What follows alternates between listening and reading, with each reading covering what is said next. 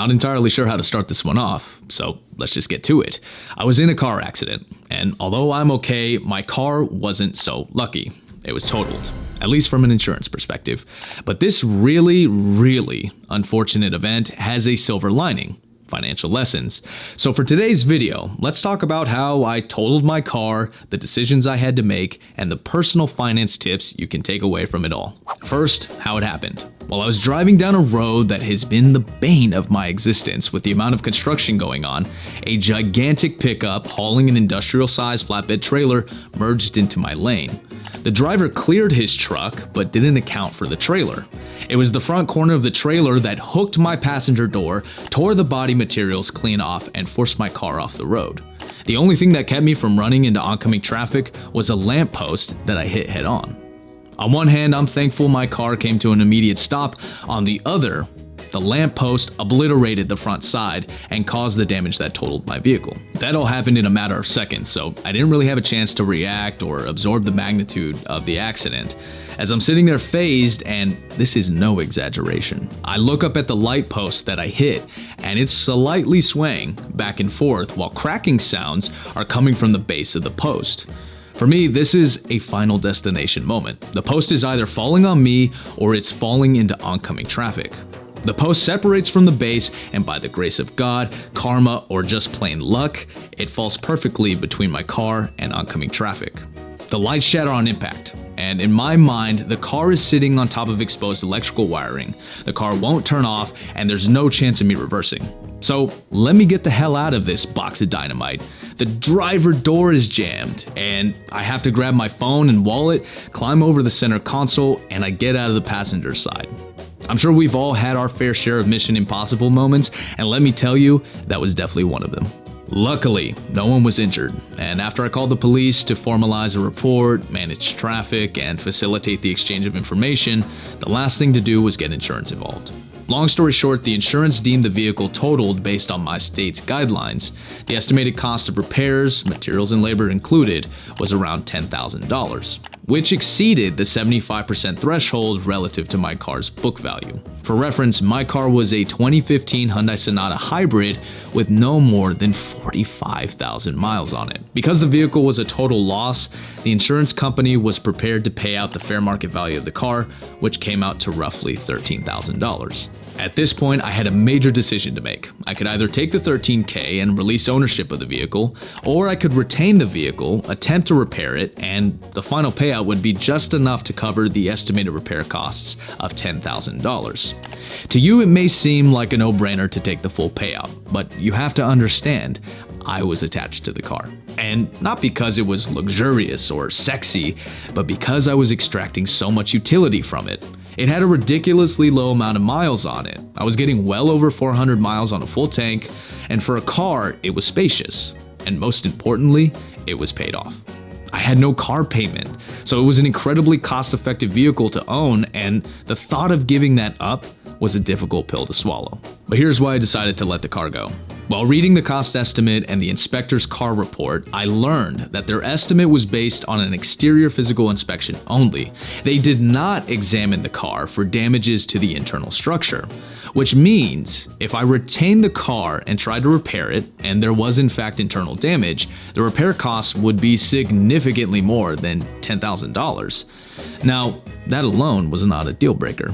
After all, in today's car market, I'm not finding a comparable car for $13,000. With average used car prices hovering around $30,000 and average new car prices costing a hefty $50,000, I wasn't opposed to paying extra repair costs, but I was ignoring two things. The first was that when a car is involved in an accident like that, it may never drive the same, even after a full repair.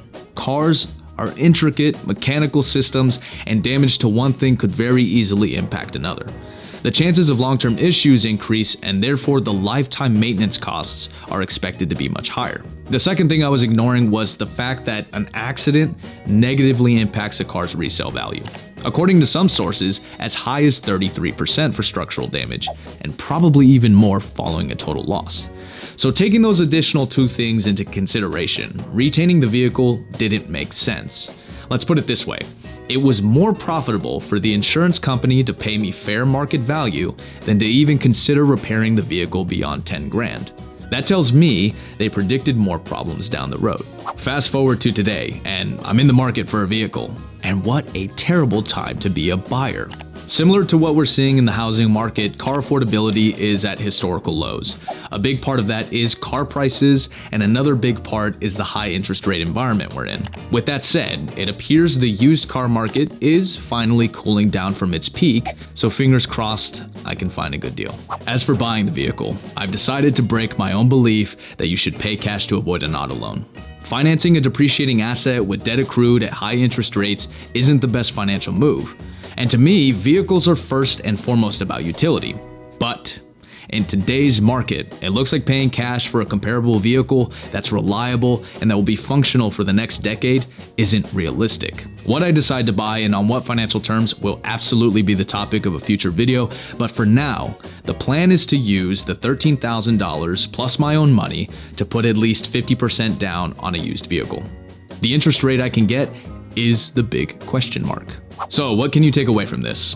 Definitely make sure you're financially protected by having car insurance. I could not imagine how much more stress I would be under if I was uninsured and totaled my vehicle. If it wasn't for insurance, I'd be facing the same difficult financial decisions, not only $13K poorer, but also alone. Say what you will about insurance companies, but if you have a decent one, they'll hold your hand through the entire process. Don't overlook how useful that is. Also consider this, if I wasn't insured, there's a greater chance I'd have to tap into my emergency fund or rely on debt to cover some of the more expensive costs. Insurance gets overlooked when talking about personal finance. The majority of states have double-digit rates of uninsured motorists. I know insurance is expensive, but financial protection is essential. I've always thought that. In fact, remember this, insurance is expensive. When you add your health insurance, your home insurance, and your car insurance, you could very well be paying north of $1,000 a month. So I understand the impulse to forego insurance completely, but I'm telling you, please consider basic insurance as a financial necessity. What good is working to improve your finances if in one unfortunate accident, you're set all the way back to step one? Speaking of emergency funds, that's the next takeaway. If you don't have one, you need to work on building it now. An emergency fund that covers 3 to 9 months of expenses isn't just to protect you against job loss, it's to protect you from all unexpected events that can put a significant amount of financial pressure on your situation. A car accident is one of those unexpected events. Yes, I was insured, but in the event that I was not, my emergency fund would be my next safety net. Besides that, my emergency fund would also have provided funds for legal representation had I decided to challenge the settlement. Having an emergency fund is about being prepared for the worst, should it occur. The last thing you should take away from my situation is that a lot of the time, personal finance isn't about the investing, but rather weathering the storm of difficult financial decisions. The truth is, investing is the easy part. There's only a handful of viable long-term investing strategies that are worth implementing yourself. The difficulty stems from how poorly we humans make decisions. We're prone to biases, unwarranted risk aversion, and an addiction to instant gratification. So when faced with the financial consequences of unexpected events, we don't always think about what's optimal. What's the right decision given all the facts? A large part of mastering personal finance is obtaining the emotional fortitude and deeper understanding of financial concepts so that you can become a better, more effective decision maker. To wrap this one up, I want to say, although money is a top priority for myself, and I'm sure everyone watching this, having money means nothing if you're not healthy enough to enjoy it. The car accident was a major inconvenience, but I walked away from it. I'm thankful for that. So, onward. And that's all I have for today's video. If you enjoyed the video, I invite you to like, comment, and subscribe if you haven't already. As always, thank you for watching. Until next time, take care of yourself, especially out on the roads, and best of luck.